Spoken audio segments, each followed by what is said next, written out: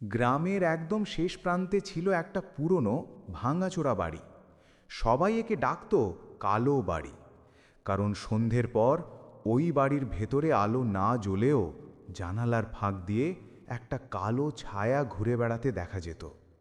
গ্রামের মানুষ বলতো ওই বাড়িতে নাকি এক বিধবার অশান্ত আত্মা থাকে, যার চোখ দুটো রক্তের মতো লাল।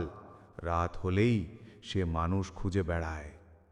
কেউই সেখানে যেতে সাহস করত না, কিন্তু একদিন সাহসী এক ছেলে রাফি বন্ধুদের বাজিতে হেরে গিয়ে ঠিক করল যে সে এক রাত ওই বাড়িতে কাটাবে।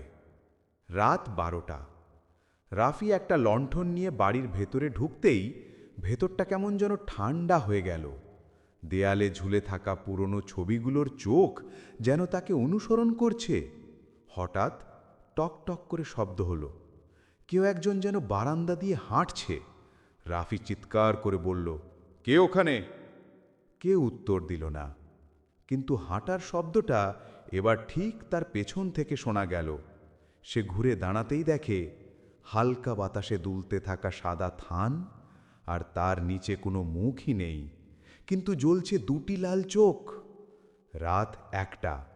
রাফি দৌড় দিতে গিয়ে দেখল বাড়ির দরজা নিজে নিজেই ধুম করে বন্ধ হয়ে গেছে।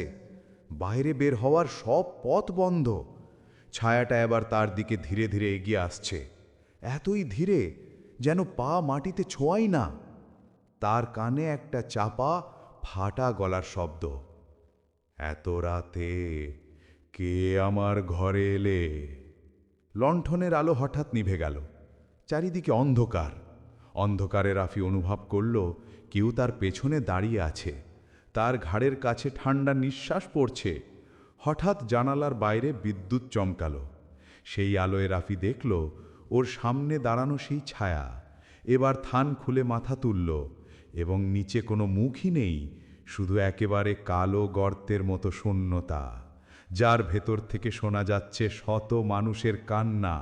রাফি আর চিৎকারও করতে পারল না। গ্রামের লোকেরা পরের দিন কালো বাড়ির সামনে তার লণ্ঠনটা পেল, কিন্তু রাফির আর কোনো খোঁজ মেলেনি।